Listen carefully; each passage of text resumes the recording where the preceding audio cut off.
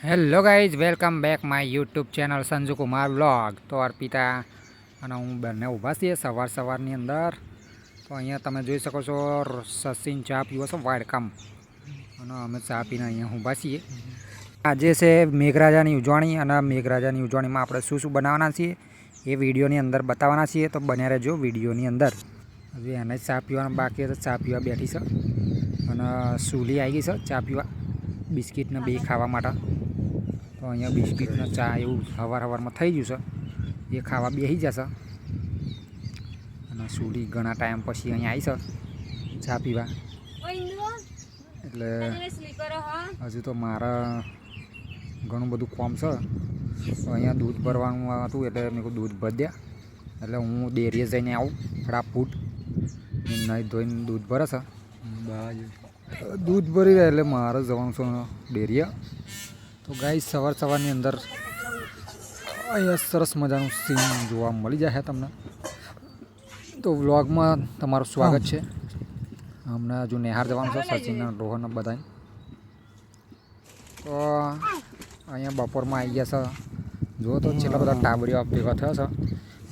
સચિન છે, સુલી છે, અહીંયા નીલ્યો છે, રિક્ષામાં બેસી ગયા છે. રિક્ષા અને આ એક નવો ડબુડો છે. તો રિક્ષામાં મોજ મસ્તી કરવા બેસી જશે. હું આજે ઉજવણી હતી એટલે લાડવા બનાવવાના હતા, એટલે અર્પિતા બેસી જશે બધું લઈને. અને મોર બોલે છે ભમાઈ. તો વરસાદની ઉજવણી કરવાની હતી મેઘરાજાની, એટલે લાડવાનું બધું બનાવ્યું છે. તો અહીંયા મોતિયા ભાગવાનો છે મારે ગરમ ગરમ. जी लाड़वा वाड़ी है, लाड़वा वाड़ी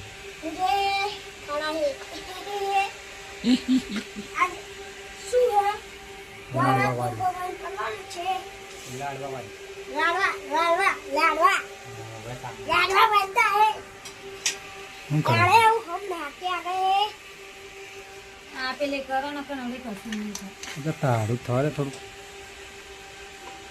बहुत गरम. ગાઈઝ મોઢિયા બરાબરના ગરમ લાઈ જેવા છે, એટલે એકદમ ભાગવા વહમાં પડી જાય, દજાવાય છે. એટલે તો ફાઇનલી અહીંયા ભાગવાના છે. ઘણા બધા મોઢિયા બનાવી દીધા છે, અને તરવાઈ ગયો પણ છે, અને પણ ભાગવાના બાકી છે, કારણ કે ગરમ ગરમ લાઈ જેવા છે, એટલે ભાગવામાં તકલીફ પડે છે, દજાવાય છે. એટલે તો ગાઈઝ અહીંયા અર્પિતા તરસ અને હું મોઠિયા ભાગું છું. ગરમ ગરમ લાગે છે, એટલે જેમ તેમ કરીને ભાગવા જ પડશે. તે નકા પછી ઠંડો થઈ જાય તો પછી લોચા પડે, ભાગે નહીં હરખું. પછી બધું અડધું રહે ને અડધું ઝેરો થાય ને એવું બધું થાય, એટલે પછી હરખી રીતે ભાગવા પડે. ગાઈઝ ફટાફટ મોઢિયા ભાગી કરીએ, અને ફટાફટ રેડી થઈ જાય, એટલે પછી લાડવા બનાવવાનું ચાલુ કરવાનું છે. ગાઈઝ જબરજસ્ત અહીંયા ગરમ લાઈ જેવું લાગે છે. જો કે બહાર તડકો એટલો બધો પડ્યો છે, મોજનો ટાઈમ થઈ ગયો છે, તોય હજુ તડકો ઓછો થતો નહીં, એટલે પંખાનો અવાજ ભમાઈને આવી રહ્યો છે. બરાબર છે.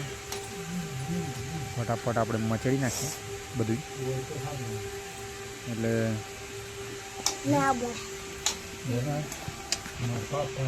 બની જાય રેડી. તો ગાઈઝ મોઢિયા ભાગી નાખ્યો છે. હવે ચાયણામાં ચારવાનું ચાલુ કરીશું અર્પિતાએ. જેટલા ડંગ ઓગણા એને કહેવાય, જે ના ભાગે એના ઓગણા કહેવાય. રોહન બેઠી છું. વાહ, લાડવા નહીં જોયા તે.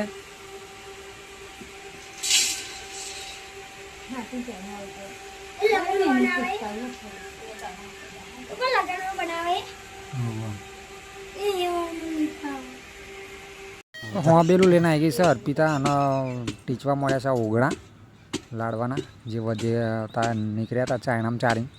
એ બધા પવાલીમાં નાખીને હું બોલા વચ્ચે ટીપા મળ્યા છે એટલે જે ઝેરો થઈ જાય પાછું ચારી લેવાનું છેલ્લે વધે એ ખાઈ જવાનું. તો જબરદસ્ત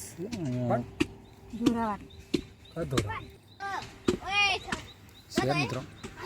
તો વહરાદ આવ્યો તો વરસાદ પણ ચડીને આવ્યો છે પણ પડતો નહીં.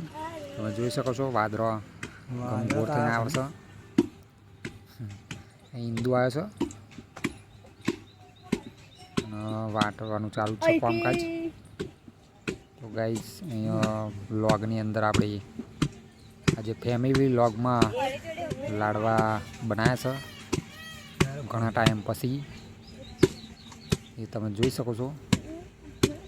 અને હોંબેલું કહેવાય. ખોઈ આમ ખોડવાનું હોય પણ આ તારે પવાલીને ખોડીએ છીએ. વેર ખોલવા આવજો. તો ગાઈઝ વિડીયોમાં બન્યા રહેજો. તો અહીંયા વાંદરો પાણી પીવા આવી ગયો છે. જોઈ શકો છો તમે પાણી પીવા છે કારણ કે અહીંયા પાણીની ચકડી ચાલુ હોય. સુલી વાંદરા નહાળવા જાય છે.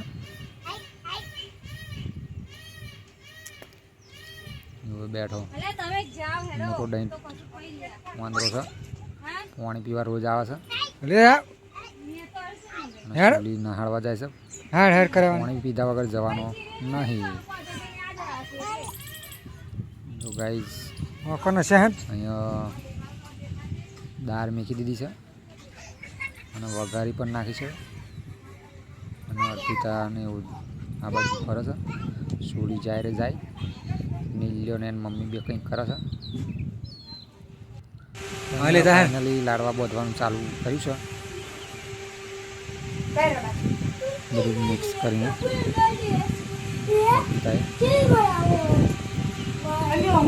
રોહનના લાડવા બોધ છે.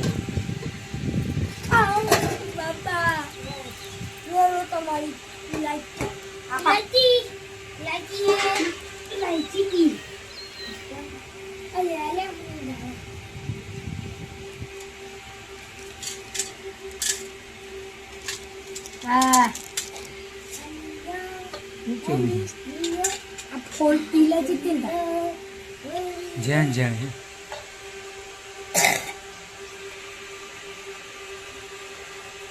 डा तो देखा तू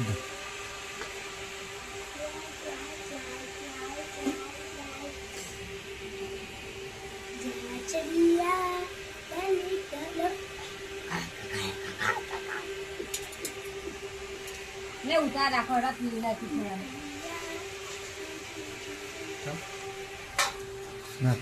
તો ફાઇનલી ગાઈઝ અહીંયા લાડવા વારવાનું કામ ચાલુ કરી દીધું છે રોહન અર્પિતાએ.